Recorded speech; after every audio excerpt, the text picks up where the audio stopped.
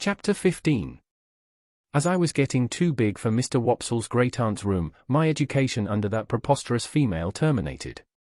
Not, however, until Biddy had imparted to me everything she knew, from the little catalogue of prices, to a comic song she had once bought for a halfpenny. Although the only coherent part of the latter piece of literature were the opening lines. When I went to Lunnon town, sirs. Too roll loo roll. Too roll loo roll. Wasn't I done very brown, sirs? Too roll loo roll. Too roll loo roll. Still, in my desire to be wiser, I got this composition by heart with the utmost gravity, nor do I recollect that I questioned its merit, except that I thought, as I still do, the amount of too roll somewhat in excess of the poetry. In my hunger for information, I made proposals to Mr. Wopsle to bestow some intellectual crumbs upon me, with which he kindly complied. As it turned out, however, that he only wanted me for a dramatic lay figure, to be contradicted and embraced and wept over and bullied and clutched and stabbed and knocked about in a variety of ways, I soon declined that course of instruction, though not until Mr. Wopsle in his poetic fury had severely mauled me. Whatever I acquired, I tried to impart to Joe. This statement sounds so well, that I cannot in my conscience let it pass unexplained. I wanted to make Joe less ignorant and common, that he might be worthier of my society and less open to Estella's reproach. The old battery out on the marshes was our place of study, and a broken slate and a short piece of slate pencil were our educational implements, to which Joe always added a pipe of tobacco. I never knew Joe to remember anything from one Sunday to another, or to acquire, under my tuition, any piece of information whatever.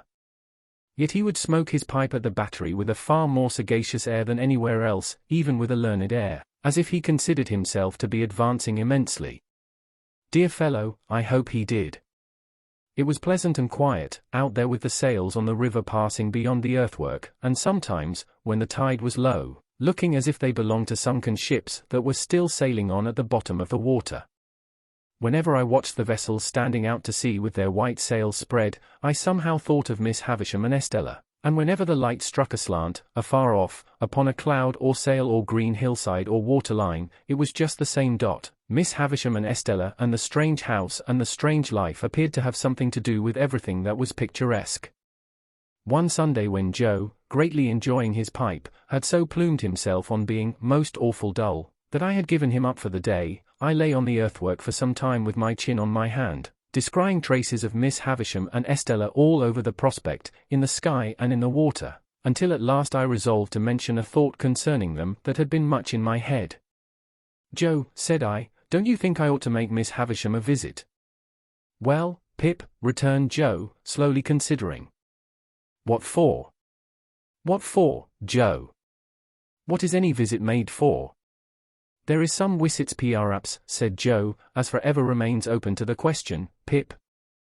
But in regard to visiting Miss Havisham, she might think you wanted something, expected something of her. Don't you think I might say that I did not, Joe? You might, old chap, said Joe. And she might credit it. Similarly she mightn't. Joe felt, as I did, that he had made a point there, and he pulled hard at his pipe to keep himself from weakening it by repetition. You see, Pip, Joe pursued, as soon as he was past that danger, Miss Havisham done the handsome thing by you. When Miss Havisham done the handsome thing by you, she called me back to say to me as that were all. Yes, Joe. I heard her. All, Joe repeated, very emphatically. Yes, Joe. I tell you, I heard her. Which I mean to say, Pip, it might be that her meaning were, make her end on it, as you was, me to the north, and you to the south. Keep in sunders. I had thought of that too, and it was very far from comforting to me to find that he had thought of it, for it seemed to render it more probable. But, Joe. Yes, old chapter. Here am I, getting on in the first year of my time, and, since the day of my being bound, I have never thanked Miss Havisham, or asked after her, or shown that I remember her. That's true, Pip, and unless you was to turn her out a set of shoes all four round, and which I mean to say as even a set of shoes all four round might not be acceptable as a present, in a total vacancy of hoofs. I don't mean that sort of remembrance, Joe, I don't mean a present. But Joe had got the idea of a present in his head and must harp upon it. Or even, said he, if you was helped to knocking her up a new chain for the front door, or say a gross or two of shark-headed screws for general use, or some light fancy article, such as a toasting fork when she took her muffins, or a gridiron when she took a sprat or such like. I don't mean any present at all, Joe, I interposed. Well, said Joe, still harping on it as though I had particularly pressed it, if I was yourself, Pip, I wouldn't. No, I would not. For what's a door chain when she's got one always up? And shark-headers is open to misrepresentations. And if it was a toasting fork, you'd go into brass and do yourself no credit. And the uncommonest workman can't show himself uncommon in a gridiron, for a gridiron is a gridiron, said Joe, steadfastly impressing it upon me, as if he were endeavouring to rouse me from a fixed delusion, and you may hie 'em at what you like, but a gridiron it will come out, either by your leave or again your leave, and you can't help yourself. My dear Joe, I cried, in desperation, taking hold of his coat, don't go on in that way. I never thought of making Miss Havisham any present. No, Pip, Joe assented, as if he had been contending for that, all along, and what I say to you is, you are right, Pip. Yes, Joe, but what I wanted to say, was, that as we are rather slack just now, if you would give me a half-holiday tomorrow, I think I would go uptown and make a call on Miss Estate, Havisham. Which her name, said Joe, gravely, ain't Estavisham, Pip, unless she have been rechristened. I know, Joe, I know. It was a slip of mine.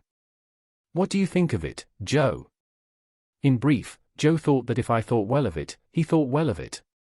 But, he was particular in stipulating that if I were not received with cordiality, or if I were not encouraged to repeat my visit as a visit which had no ulterior object, but was simply one of gratitude for a favor received, then this experimental trip should have no successor. By these conditions I promised to abide. Now, Joe kept a journeyman at weekly wages whose name was Orlick. He pretended that his Christian name was Dolgy, a clear impossibility, but he was a fellow of that obstinate disposition that I believe him to have been the prey of no delusion in this particular, but wilfully to have imposed that name upon the village as an affront to its understanding. He was a broad-shouldered, loose-limbed, swarthy fellow of great strength, never in a hurry, and always slouching. He never even seemed to come to his work on purpose, but would slouch in as if by mere accident, and when he went to the Jolly Bargeman to eat his dinner, or went away at night, he would slouch out, like Cain or the Wandering Jew, as if he had no idea where he was going and no intention of ever coming back. He lodged at a sluice-keeper's out on the marshes, and on working days would come slouching from his hermitage, with his hands in his pockets and his dinner loosely tied in a bundle round his neck and dangling on his back. On Sundays he mostly lay all day on the sluice gates, or stood against ricks and barns. He always slouched, locomotively, with his eyes on the ground, and, when accosted or otherwise required to raise them, he looked up in a half-resentful, half-puzzled way, as though the only thought he ever had was, that it was rather an odd and injurious fact that he should never be thinking. This morose journeyman had no liking for me. When I was very small and timid, he gave me to understand that the devil lived in a black corner of the forge, and that he knew the fiend very well, also that it was necessary to make up the fire, once in 7 years, with a live boy, and that I might consider myself fuel. When I became Joe's apprentice, Orlick was perhaps confirmed in some suspicion that I should displace him, howbeit, he liked me still less. Not that he ever said anything, or did anything, openly importing hostility. I only noticed that he always beat his sparks in my direction, and that whenever I sang Old Clem, he came in out of time. Dolgy Orlick was at work and present, next day, when I reminded Joe of my half-holiday. He said nothing at the moment, for he and Joe had just got a piece of hot iron between them, and I was at the bellows, but by and by he said, leaning on his hammer, "Now, master, sure you're not going to favour only one of us? If young Pip has a half-holiday, do as much for old Orlick." I suppose he was about 25, but he usually spoke of himself as an ancient person. "Why, what'll you do with a half-holiday, if you get it?" said Joe. "What'll I do with it?"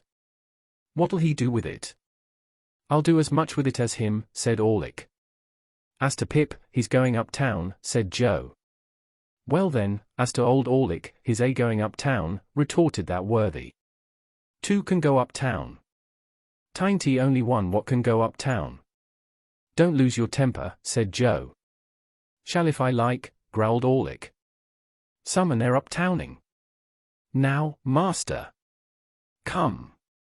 No favouring in this shop. Be a man." The master refusing to entertain the subject until the journeyman was in a better temper, Orlick plunged at the furnace, drew out a red-hot bar, made at me with it as if he were going to run it through my body, whisked it round my head, laid it on the anvil, hammered it out, as if it were I thought, and the sparks were my spurting blood, and finally said, when he had hammered himself hot and the iron cold, and he again leaned on his hammer, "Now, master." "Are you all right now?" demanded Joe. "Ah. I am all right," said gruff old Orlick. "Then, as in general you stick to your work as well as most men," said Joe, "let it be a half-holiday for all."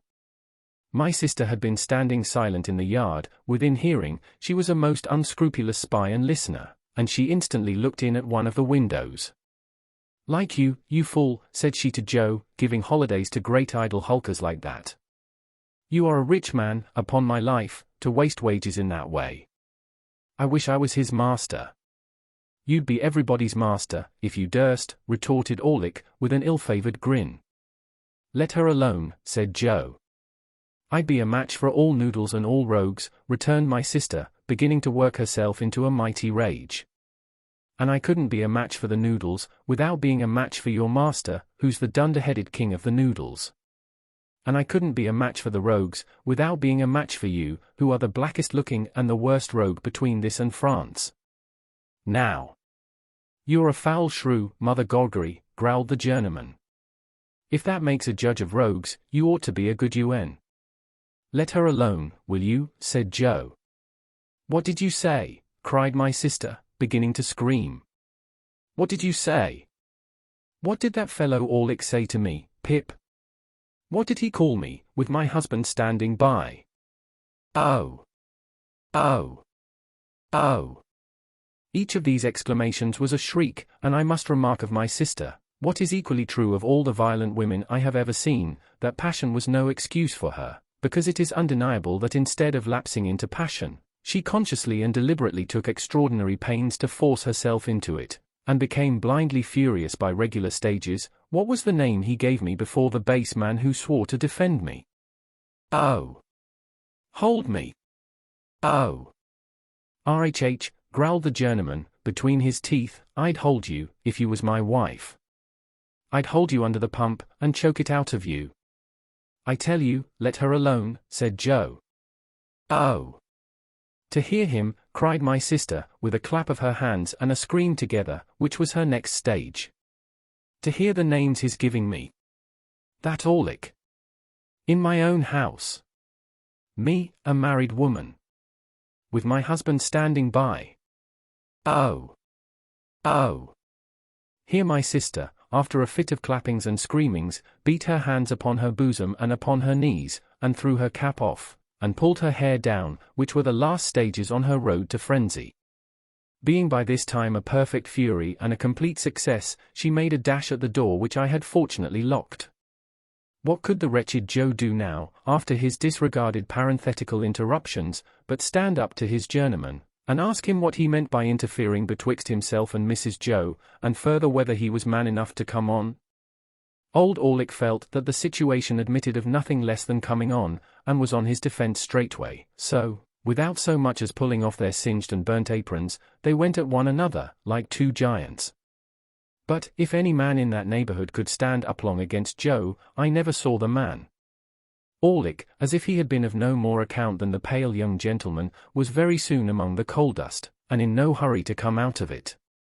Then Joe unlocked the door and picked up my sister, who had dropped insensible at the window, but who had seen the fight first, I think, and who was carried into the house and laid down, and who was recommended to revive, and would do nothing but struggle and clench her hands in Joe's hair. Then came that singular calm and silence which succeed all uproars, and then, with the vague sensation which I have always connected with such a lull, namely, that it was Sunday, and somebody was dead, I went upstairs to dress myself. When I came down again, I found Joe and Orlick sweeping up, without any other traces of discomposure than a slit in one of Orlick's nostrils, which was neither expressive nor ornamental. A pot of beer had appeared from the Jolly Bargemen, and they were sharing it by turns in a peaceable manner. The lull had a sedative and philosophical influence on Joe, who followed me out into the road to say, as a parting observation that might do me good, on the rampage, Pip, and off the rampage, Pip, such is life.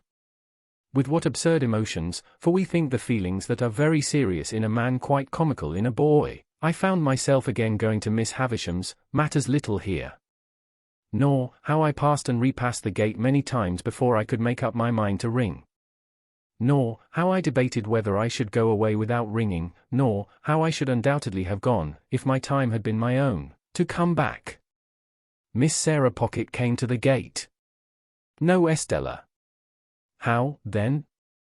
You here again, said Miss Pocket. What do you want? When I said that I only came to see how Miss Havisham was, Sarah evidently deliberated whether or no she should send me about my business. But unwilling to hazard the responsibility, she let me in, and presently brought the sharp message that I was to come up. Everything was unchanged, and Miss Havisham was alone. Well, said she, fixing her eyes upon me. I hope you want nothing? You'll get nothing. No indeed, Miss Havisham. I only wanted you to know that I am doing very well in my apprenticeship, and am always much obliged to you. There, with the old restless fingers. Come now and then, come on your birthday. She cried suddenly, turning herself and her chair towards me. You are looking round for Estella? Hey? I had been looking round, in fact, for Estella, and I stammered that I hoped she was well. Abroad, said Miss Havisham, educating for a lady, far out of reach, prettier than ever, admired by all who see her. Do you feel that you have lost her? There was such a malignant enjoyment in her utterance of the last words, and she broke into such a disagreeable laugh, that I was at a loss what to say.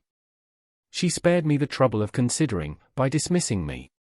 When the gate was closed upon me by Sarah of the walnut-shell countenance, I felt more than ever dissatisfied with my home and with my trade and with everything, and that was all I took by that motion. As I was loitering along the High Street, looking in disconsolately at the shop windows, and thinking what I would buy if I were a gentleman, who should come out of the bookshop but Mr. Wopsle. Mr. Wopsle had in his hand the affecting tragedy of George Bonwell, in which he had that moment invested sixpence, with the view of heaping every word of it on the head of Pumblechook, with whom he was going to drink tea. No sooner did he see me, than he appeared to consider that a special providence had put a prentice in his way to be read at, and he laid hold of me, and insisted on my accompanying him to the Pumblechookian parlour. As I knew it would be miserable at home, and as the nights were dark and the way was dreary, and almost any companionship on the road was better than none, I made no great resistance. Consequently, we turned into Pumblechook's just as the street and the shops were lighting up. As I never assisted at any other representation of George Bonwell, I don't know how long it may usually take, but I know very well that it took until 9:30 that night, and that when Mr. Wopsle got into Newgate, I thought he never would go to the scaffold. He became so much slower than at any former period of his disgraceful career. I thought it a little too much that he should complain of being cut short in his flower after all, as if he had not been running to seed, leaf after leaf, ever since his course began. This, however, was a mere question of length and wearisomeness. What stung me was the identification of the whole affair with my unoffending self. When Bonwell began to go wrong, I declare that I felt positively apologetic. Pumblechook's indignant stare so taxed me with it. Wopsle, too, took pains to present me in the worst light. At once ferocious and maudlin, I was made to murder my uncle with no extenuating circumstances whatever. Millward put me down in argument. On every occasion, it became sheer monomania in my master's daughter to care a button for me, and all I can say for my gasping and procrastinating conduct on the fatal morning is, that it was worthy of the general feebleness of my character. Even after I was happily hanged and Wopsle had closed the book, Pumblechook sat staring at me, and shaking his head, and saying, "Take warning, boy, take warning," as if it were a well-known fact that I contemplated murdering a near relation, provided I could only induce one to have the weakness to become my benefactor. It was a very dark night when it was all over, and when I set out with Mr. Wopsle on the walk home. Beyond town, we found a heavy mist out, and it fell wet and thick. The turnpike lamp was a blur, quite out of the lamp's usual place apparently, and its rays looked solid substance on the fog. We were noticing this, and saying how that the mist rose with a change of wind from a certain quarter of our marshes, when we came upon a man, slouching under the lee of the turnpike house. "Hello," we said, stopping. "Orlick there?" "Ah," he answered, slouching out. I was standing by a minute, on the chance of company. "You are late," I remarked. Orlick not unnaturally answered, "Well? And you're late." "We have been," said Mr. Wopsle, exalted with his late performance, "we have been indulging, Mr. Orlick, in an intellectual evening." Old Orlick growled, as if he had nothing to say about that, and we all went on together.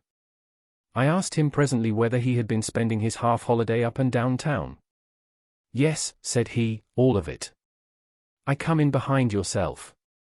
I didn't see you, but I must have been pretty close behind you. By the by, the guns is going again."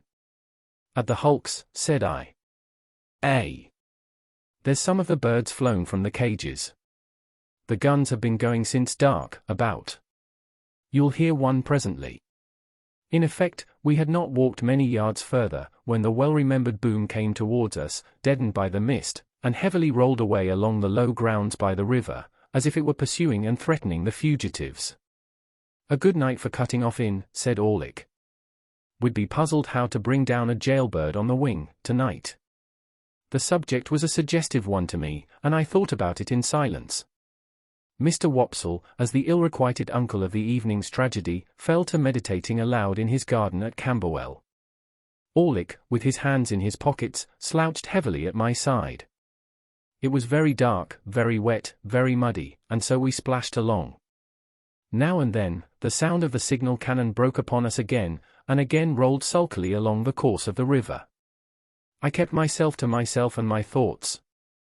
Mr. Wopsle died amiably at Camberwell, and exceedingly game on Bosworth Field, and in the greatest agonies at Glastonbury. Orlick sometimes growled, beat it out, old Clem." With a clink for the stout, old Clem. I thought he had been drinking, but he was not drunk. Thus, we came to the village. The way by which we approached it took us past the Three Jolly Bargemen, which we were surprised to find, it being 11 o'clock, in a state of commotion, with the door wide open, and unwonted lights that had been hastily caught up and put down scattered about. Mr. Wopsle dropped in to ask what was the matter, surmising that a convict had been taken, but came running out in a great hurry. "There's something wrong," said he, without stopping, "up at your place, Pip. Run all." "What is it?" I asked, keeping up with him. So did Orlick, at my side. "I can't quite understand. The house seems to have been violently entered when Joe Goggery was out. Supposed by convicts. Somebody has been attacked and hurt. We were running too fast to admit of more being said, and we made no stop until we got into our kitchen. It was full of people, the whole village was there, or in the yard, and there was a surgeon, and there was Joe, and there were a group of women, all on the floor in the midst of the kitchen. The unemployed bystanders drew back when they saw me, and so I became aware of my sister, lying without sense or movement on the bare boards where she had been knocked down by a tremendous blow on the back of the head, dealt by some unknown hand when her face was turned towards the fire, destined never to be on the rampage again, while she was the wife of Joe.